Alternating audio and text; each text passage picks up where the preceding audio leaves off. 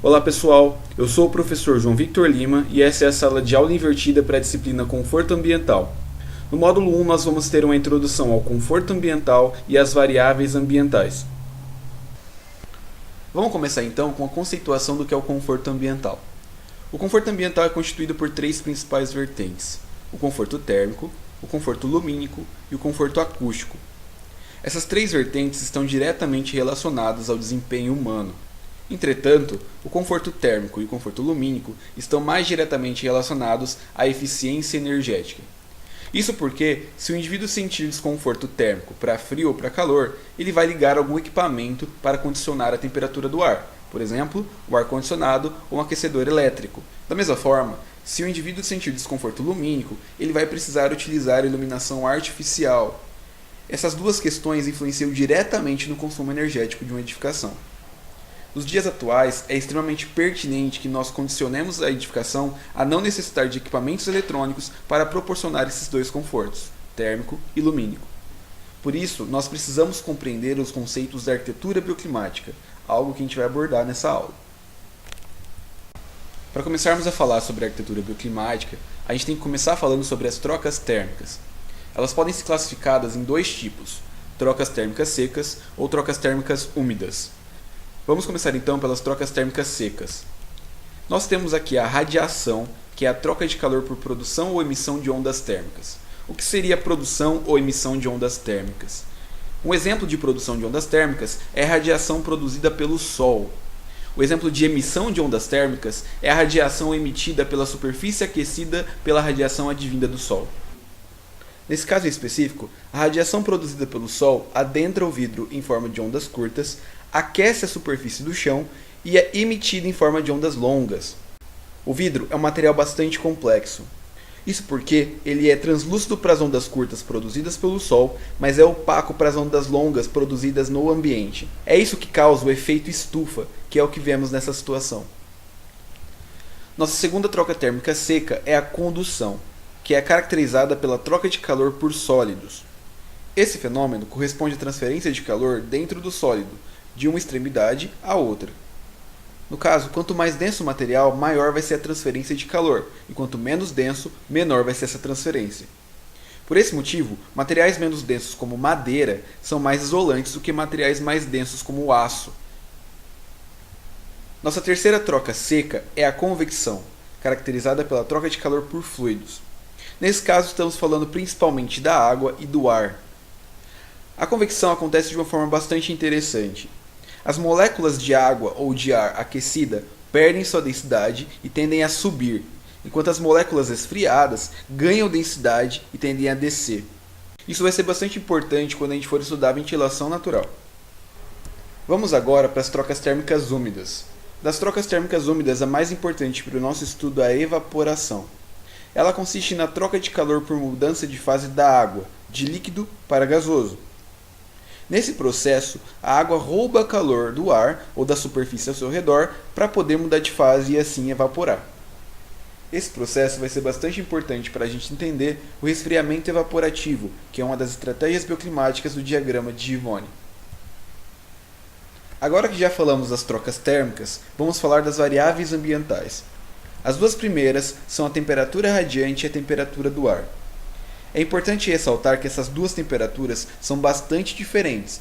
Isso porque a temperatura do ar é de fato a temperatura do ar, mas a temperatura radiante é a temperatura da radiação solar. Vamos mostrar isso num exemplo prático. Eu tenho dois indivíduos, ambos em uma situação de temperatura do ar de 25 graus. Porém, o primeiro indivíduo está sujeito à radiação solar direta e o segundo está protegido por uma varanda. Por conta disso, o primeiro indivíduo sente muito mais calor do que o segundo indivíduo. Isso é resultado da temperatura radiante, que no segundo caso não está tão presente quanto no primeiro. Nossa terceira variável ambiental é a umidade. Nós temos dois tipos de umidade, absoluta e relativa. A diferença entre as duas está diretamente relacionada com a temperatura do ar.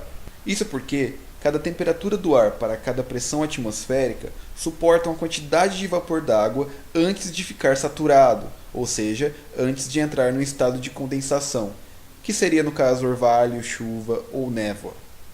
Nesse caso, a umidade absoluta é a quantidade de vapor d'água no ar, enquanto a umidade relativa é a mesma quantidade em relação à quantidade máxima para esse ar saturado nessa determinada temperatura. Isso vai ficar um pouco mais claro quando a gente for para a carta psicométrica. A nossa quarta variável ambiental é a velocidade do ar, que seriam os ventos. Os ventos são bastante importantes para o nosso estudo, principalmente porque têm a capacidade de retirar o calor tanto da edificação quanto dos indivíduos. Todas essas variáveis em conjunto resultam na sensação térmica, que está diretamente relacionada com a sensação de conforto térmico do usuário. Eu inseri aqui os equipamentos mais utilizados para aferir essas variáveis ambientais. O primeiro seria um termômetro de globo, utilizado para aferir a temperatura radiante. O segundo é o termohigrômetro, que pode ser digital ou analógico. Ele é utilizado para aferir tanto a temperatura do ar quanto a umidade. O terceiro é o anemômetro, utilizado para aferir a velocidade do ar. Concluindo tudo o que acabamos de falar, vou apresentar agora a carta psicométrica. Antes de qualquer coisa, é importante lembrar que, quanto maior a temperatura do ar, maior é a capacidade do ar em reter o vapor d'água sem saturar, ou seja, sem condensar. Esse diagrama retrata exatamente esse princípio. Nesse diagrama eu tenho algumas linhas mais importantes. Eu tenho as linhas curvas, que são referentes à umidade relativa. Eu tenho as linhas verticais referentes à temperatura do ar, e eu tenho as linhas horizontais referentes à umidade absoluta. Percebam que a última linha, curva, ela é referente ao limite de saturação, ou seja, ao 100% de umidade relativa. Em qualquer ponto dessa linha, o ar vai estar saturado, ou seja, ele vai estar condensando, a água vai estar condensando em forma de névoa, de chuva ou de orvalho. Com base nisso, a gente consegue compreender toda a relação da umidade absoluta, da umidade relativa e da temperatura do ar. Eu vou dar dois exemplos, o do primeiro caso e o do segundo caso. Percebam que no primeiro caso, pelo fato da temperatura do ar ser um pouco menor, a quantidade de vapor d'água necessária para chegar ao limite de saturação, ou seja, a umidade relativa de 100%, é bem menor. No segundo caso, quando eu aumento a temperatura do ar, a quantidade de vapor d'água necessária para chegar ao limite de saturação é bem maior. E é nisso que está o princípio que eu acabei de explicar. Quanto maior a temperatura, maior a capacidade do ar em reter o vapor d'água sem saturar. Essa carta vai ser bastante importante para estudarmos o diagrama de Gibbone, uma vez que o mesmo foi elaborado com base nessa própria carta. A gente vai ver isso nos próximos módulos. Depois de estudarmos as variáveis ambientais, nós temos que estudar as variáveis humanas, que também estão diretamente relacionadas com a sensação de conforto do usuário. Essas variáveis estão relacionadas ao comportamento do usuário. A primeira dessas variáveis é a atividade física, que tem como unidade de medida o MET. Quanto maior é a atividade física do indivíduo, maior é o calor produzido pelo seu organismo. E dessa forma, melhor devem ser as condições do entorno para que ele possa perder esse calor produzido mais facilmente. É importante ressaltar que o metabolismo também é influenciado pelo gênero e idade do indivíduo, além, é claro, da própria atividade física. A nossa segunda variável humana é a vestimenta, indicada pela unidade de medida clo.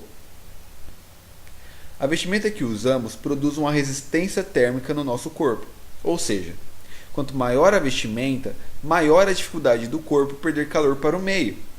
Quanto menor essa vestimenta, maior a facilidade de perder calor para o meio. De uma forma resumida, o conforto térmico do usuário depende do balanço térmico nulo entre o calor produzido e o calor perdido por ele. O calor produzido está diretamente relacionado com as variáveis humanas, ou seja, atividade metabólica e vestimenta.